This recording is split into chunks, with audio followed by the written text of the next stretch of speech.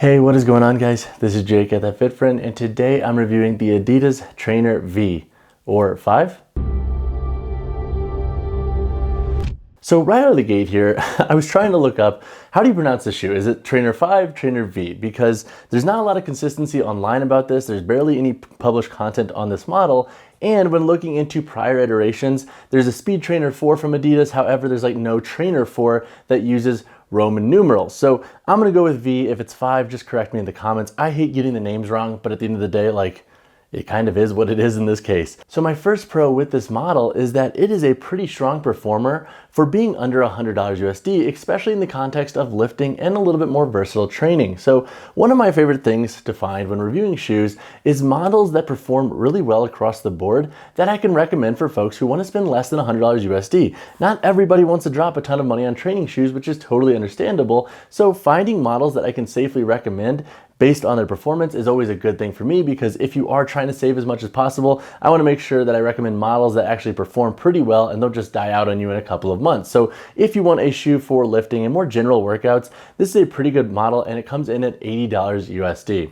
The second thing to like about the shoe is the bounce midsole and the full rubber outsole. So with more budget-friendly training shoes, oftentimes you run the risk of having soles and outsoles that don't have full rubber texture. So this is a problem for two reasons. Number one, durability, but then number two, traction. This full rubber outsole I thought did a really good job with traction and multi-directional work. Plus we do have outsole wraps here on the lateral and medial side, which is nice. So if you do want to use these for some casual rope climbing, they should work for that. However, they're not going to be your best diehard CrossFit shoe. However, they do have an edge over other budget-friendly shoes that lack this full rubber outsole. The bounce midsole I thought did a pretty good job at giving you enough stability for heavier lifting, but then also being a little bit more responsive. Now, I do have a con with the midsole. I'll talk about that in my later section, but for the most part, I thought the bounce midsole did a pretty good job in most of my training tests. My third pro with this shoe is the upper and the snugger fit with this model. So with this knit upper, it hugs the foot pretty well. So if you are often finding that you're sliding around in your training shoes,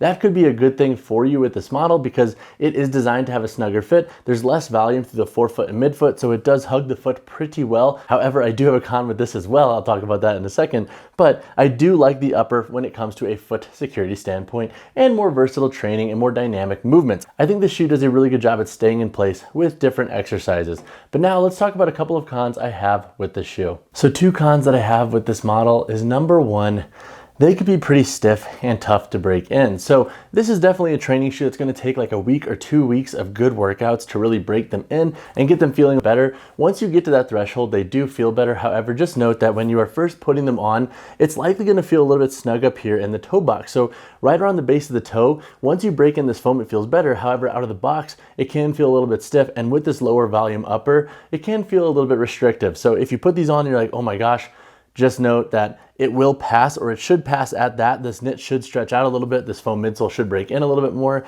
and it will get better if you want to ride it out. If it's like overbearingly tight, you might want to return them and go with an option that's going to give you more volume through the upper.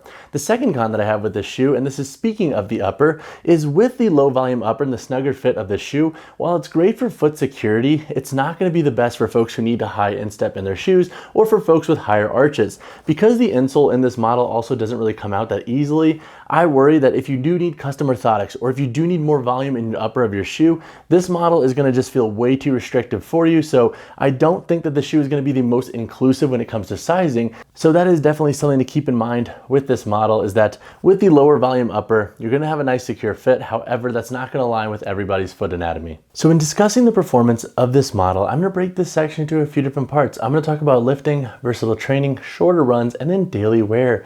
In the context of lifting, I think that's where the shoe is actually going to excel the most, especially being a budget-friendly model. When working up to like 405 in deadlifts, I did not have any stability issues in the shoe, and I think if you do like midsoles that are a little bit more dense in nature, you're gonna like this bounce midsole overall when it comes to lifting. Plus, with this full rubber outsole, you get a nice level of tread. So if you're doing sled work, if you're doing any form of dynamic work on turf, wooden platforms, or upper gym floors, this shoe's grip should be pretty stellar for you. And overall, I was impressed with the stability of the shoe's midsole, because it doesn't seem to have like any weak areas like some other budget-friendly trainers can. Here's looking at you, the Nike Legend Essential 2. When it comes to versatile training, I also like this model for the most part. Like honestly, I could see this being a pretty good athletic style training shoe for anybody who likes to lift, jump, do some sprint work, maybe do some sled work or any form of agility work on a weekly basis, and they need a shoe that can kind of do a little bit of everything for under $100 USD. With his outsole, you get good tread once again, and then with his midsole, while it is a little bit more firm and stiff, I feel like once you break it in, it does give you a little bit more responsiveness. Now that is not going to be the best for everybody, because if you do like more cushion with your midsoles, especially for versatile training, jumping and whatnot, this may not be the best bet. However, when it does break in a little bit more, with that firmer fit and feel, with that little bit of responsiveness you do get a nice level of ground feedback in this shoe.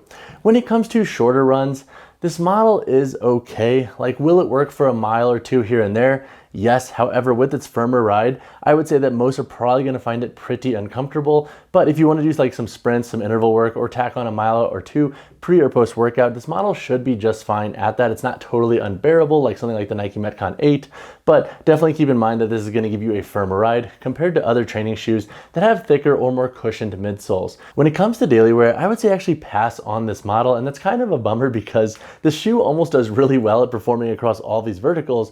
But with the snugger upper in this shoe, when wearing this model all day, like, I just would rather have more room to let my feet move and breathe. If you like a snugger fit, you might like this. However, for daily wear, the shoe is just okay. It will work. However, I wish there was a bit more room through this upper. But this does come with a give and take, because you do get a nice level of security with this upper, but for daily wear and different foot anatomies, it's not the most comfortable. So when it comes to the price of this model, you can expect to pay $80 USD.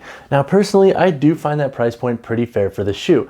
Plus, if you shop around online, some colorways actually are on sale, so if you can find them for less than $80, honestly, I feel like that's a steal, especially for folks who are trying to save as much money as possible. All right, so now let's answer the question, who should invest in this shoe? So I think if on a weekly basis, you are looking for a model for lifting, some versatile training, some athletic style training, and then even maybe a CrossFit WOD here and there, this could be a really good option to explore if you want to spend less than $100 USD. This is not going to be your best model for daily wear or for longer runs or for more specific like barbell or CrossFit training, but as a budget-friendly general cross-training shoe, this model's price point I think is pretty fair for the performance that it offers. So when it comes to the sizing and fit in the shoe, I have a few thoughts. So if you have a narrow or neutral width foot and you like a snugger fit, go true to size in this model. If you have a neutral width foot and you like more room in your toe box, or if you have a wider foot, go true to size in this model. Once again, I don't think this is going to be the best shoe for folks with custom orthotics or for folks who need more volume in the upper, but for everyone else, I would say size this shoe accordingly. All right, so now let's cover the weight, heel to toe drop, and insole in this shoe. So for my size 10 model here, we have a weight of 13.35 ounces. The heel to toe drop in this shoe is not disclosed on Adidas site. When I reached out to their support team, they were not very helpful. If I had to guess, this feels like 4, 6, maybe 8 millimeters. It's definitely not lower than 4 millimeters. So if you do like a slightly higher drop in your training shoes, that would definitely be something to consider with this model. But again, I'm going off of what this feels like compared to the other training shoes I've reviewed. Now, when it comes to the insole, this insole does not come out. And now there's an adhesive keeping this in. However, it doesn't come out as easily as other models that do use an adhesive to keep the insole in. Plus, with this lower volume in the upper, honestly, I don't think taking out the insole is worth it, especially if you have custom orthotics, because I'm not sure you're gonna have enough clearance, and also you don't want an insole then that comes out and starts sliding because it's not intended to be taken out. But that being said, those are the specs on the shoe, but now let's dive into the construction. All right, so now let's cover the construction on this model. So up here on the toe box, we have an extended outsole layer that wraps up. We have a synthetic layer around the toe box here to add a little bit more support. It's pretty rigid in nature, which I do like for security, especially for multi-directional and lateral work.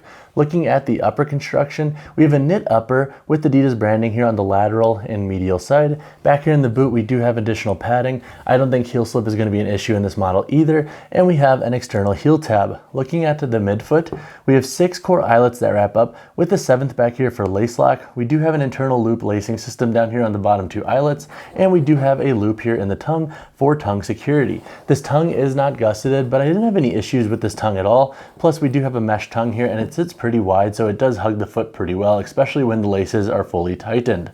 Looking at the midsole, we have a bounce midsole throughout this entirety of this shoe. So as you can see, it's a bit more dense in nature, like it doesn't compress that easy, and that's why out of the box, this shoe does run a little bit stiff until you break them in. And then looking at the outsole, we have a full rubber outsole. We have some grooves up here in the forefoot. Honestly, this reminds me of like the Nano 9 and 10's outsole construction up here in the forefoot, which makes sense because Adidas owns Reebok, so that makes sense in that context, and then we also have an outsole wrap here on the lateral and medial side.